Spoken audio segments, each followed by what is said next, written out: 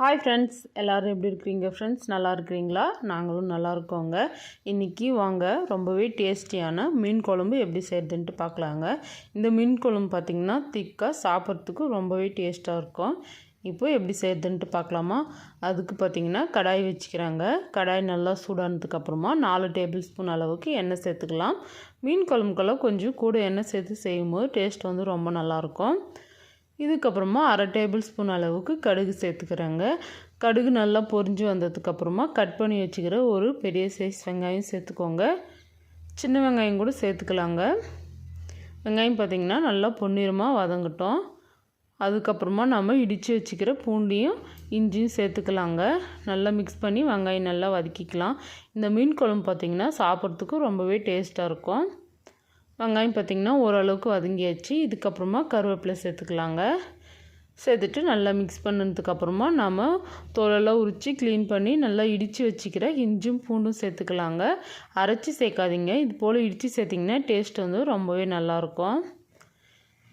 இஞ்சியும் பூண்டும் சேர்த்துட்டு நல்லா மிக்ஸ் பண்ணிக்கலாங்க. பூண்டு எல்லாம் பார்த்திங்கன்னா ப்ரௌன் கலராக ஆகணும். அந்த அளவுக்கு நல்லா மிக்ஸ் பண்ணி வதக்கி எடுத்துக்கலாம்.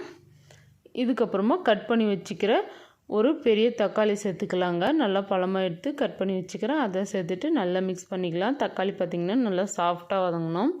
ஒரு சிலர் மீன் குழம்பு வச்சா பார்த்திங்கன்னா மீன் குழம்பு தண்ணி மாதிரி அந்த அளவுக்கு டேஸ்ட் வந்து நல்லா இருக்காது. நான் இந்த மாதிரி செஞ்சு பாருங்கள். ஆனால் மீன் குழம்பு திக்காக சாப்பிட்றதுக்கு ரொம்பவே நல்லாயிருக்கும். அடுத்ததாக பார்த்திங்கன்னா மீன் குழம்புக்கு தேவையான அளவுக்கு உப்பு சேர்த்துக்கிறேன். 1/2 டேபிள் ஸ்பூன் அளவுக்கு கல் உப்பு சேர்த்துக்கிறேங்க. உப்பு சேர்த்துட்டு நல்லா மிக்ஸ் பண்ணி நல்லா வதக்கிக்கலாம். தக்காளி நல்லா சாஃப்டாக வதங்கணும். இதுக்கப்புறமா பார்த்திங்கன்னா நம்ம வீட்டில் ரெடி பண்ண குழம்பு மிளகாய்த்தூள் 4 டேபிள் ஸ்பூன் அளவுக்கு சேர்த்துக்குறோங்க. இந்த மிளகாய்த்தூள் பார்த்திங்கன்னா நான்வெஜ்ஜுக்கெல்லாம் ரொம்பவே நல்லாயிருக்கும். வெஜிடேரியன் கூட சேர்த்து செய்யலாங்க. ரொம்ப ரொம்ப டேஸ்ட்டாக இருக்கும். பாருங்கள், நம்ம எந்த கலரும் போடாது எந்த அளவுக்கு கலராக இருக்குது அப்படின்னு சொல்லிட்டு. இதுக்கப்புறமா பார்த்திங்கன்னா நம்ம அரைச்சி வச்சுக்கிற தக்காளியும் புளியும் சேர்த்துக்கலாங்க. மீன் குழம்புக்கு எப்பயுமே பார்த்திங்கன்னா புளி வந்து நம்ம ஊற வச்சுட்டு கரைச்சி செய்வோம். ஆனால் இந்த மீன் குழம்புக்கு பார்த்திங்கன்னா புளியும் தக்காளியும் பார்த்திங்கன்னா அரைச்சிட்டு செய்யும்போது பார்த்திங்கன்னா நல்லா திக்காகவே இருக்கும். தேங்காயெல்லாம் போடாமவே குழம்பு வந்து திக்காக சாப்பிட்றதுக்கும் ரொம்பவே டேஸ்ட்டாக இருக்கும். இதுக்கப்புறமா மீன் குழம்புக்கு தேவையான அளவுக்கு தண்ணி சேர்த்துக்கலாம். எப்பவுமே மீன் குழம்பு செய்யும்போது கொஞ்சம் திக்காக தாங்க செய்யணும். மீனெல்லாம் போட்டு நல்லா வேக வச்சு எடுக்கும்போது குழம்பு வந்து கொஞ்சம் தண்ணி மாதிரி ஆகிடும். அதனால் நல்லா திக்காகவே செஞ்சுக்கலாம். இப்போ பாருங்கள், இந்த அளவுக்கு தண்ணி போட்டு நல்லா மிக்ஸ் பண்ணியாச்சு. இது வந்து டேஸ்ட் பண்ணி பார்த்துக்கோங்க. உப்பு காரம் கம்மியாக இருந்தால் போட்டுக்கலாம். போட்டுட்டு நல்லா மிக்ஸ் பண்ணி குழம்பு பார்த்திங்கன்னா நல்லா கொதித்து எண்ணெய்லாம் பிரிஞ்சு வரணும். அதுக்கப்புறமா மீன் சேர்த்துக்கலாங்க. மீன் பார்த்திங்கன்னா உங்களுக்கு எந்த மீன் பிடிக்குமோ அதை சேர்த்துக்கலாங்க. இந்த மீன் பார்த்திங்கன்னா கறி மாதிரி இருக்குங்க. நல்லா சாஃப்டாக வெந்துட்டு இப்போது அதை தான் சேர்த்துக்க போகிறாங்க. மீன் சேர்க்கறதுக்கு முன்னாடி பார்த்திங்கன்னா தலை பாருங்கள்.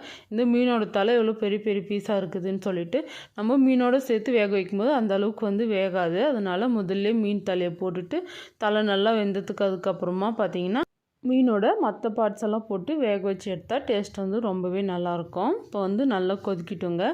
மீனோட தலையை போட்டுட்டு பார்த்திங்கன்னா ஒரு 4 நிமிஷம் நல்லா வேக வச்சு எடுத்துக்கலாம். இதுக்கப்புறமா நம்ம எடுத்து வச்சுருக்கிற மீன் சேர்த்துக்கலாங்க. இந்த மீனோட பேர் பார்த்திங்கன்னா கேட்லா மீன் சொல்லுவாங்க. உங்களுக்கு எந்த மீன் பிடிக்குமோ அது கூட சேர்த்துக்கலாம். மற்ற மீன் இது போல் எது உங்களுக்கு விருப்பமாக இருக்குதோ அந்த மீன் வாங்கி நல்லா க்ளீன் பண்ணிவிட்டு இது போல் குழம்பு செஞ்சு பாருங்கள். ரொம்ப ரொம்ப டேஸ்ட்டாக இருக்கும்.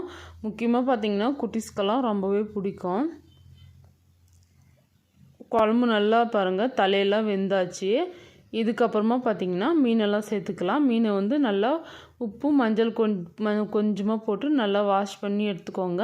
அதுபோல் செஞ்சிங்கன்னா பார்த்திங்கன்னா மீனோடைய கவுச்சி வாசனைலாம் வராமல் நல்லாவே இருக்கும். மீனெல்லாம் போட்டுட்டு நல்லா மிக்ஸ் பண்ணிக்கலாங்க. மீன் போட்டதுமே இது போல் நல்லா மிக்ஸ் பண்ணிக்கோங்க. மீன் வெந்ததுக்கப்புறமா மிக்ஸ் பண்ணிங்கன்னா உடஞ்சி போயிடும். இந்த குழம்பு பார்த்திங்கன்னா சாப்பிட்றதுக்கு ரொம்பவே டேஸ்ட்டாக இருந்துச்சுங்க. கண்டிப்பாக நீங்களும் இதே போல் உங்கள் வீட்டில் ட்ரை பண்ணி சாப்பிடுங்க.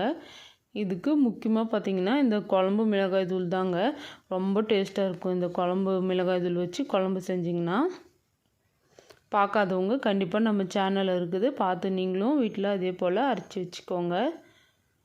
இப்போ பாருங்கள் மீனெல்லாம் போட்டாச்சு. போட்டுட்டு நல்லா இது போல் ஓரமாக மட்டும் மிக்ஸ் பண்ணி எடுத்துக்கலாம். இது பார்த்திங்கன்னா 4 கிலோ அளவுக்கு கேட்லா மீனுங்க.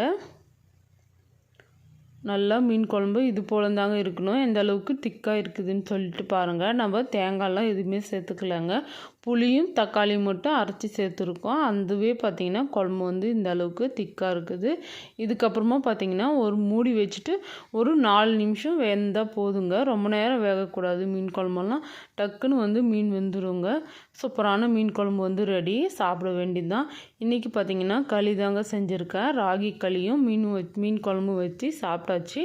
கண்டிப்பாக நீங்களும் இதே போல் உங்கள் வீட்லேயும் செஞ்சு சாப்பிட்டு எப்படி இருந்துச்சுன்ட்டு கமெண்ட் பண்ணுங்கள்.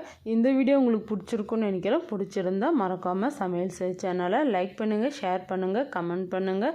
சப்ஸ்கிரைப் பண்ண மறக்காதீங்க. கூடவே இருக்கிற பெல் பட்டனை கிளிக் பண்ணிக்கோங்க. அப்போ தான் பார்த்தீங்கன்னா இது போல் சிம்பிள் டேஸ்டியான சமையல் வீடியோஸ் எல்லாம் போடுவாங்க. பார்த்து நீங்களும் வீட்டில் ட்ரை பண்ணி சாப்பிடுங்க. அடுத்ததாக ஒரு சமையல் வீடியோவில் பார்க்கலாங்க.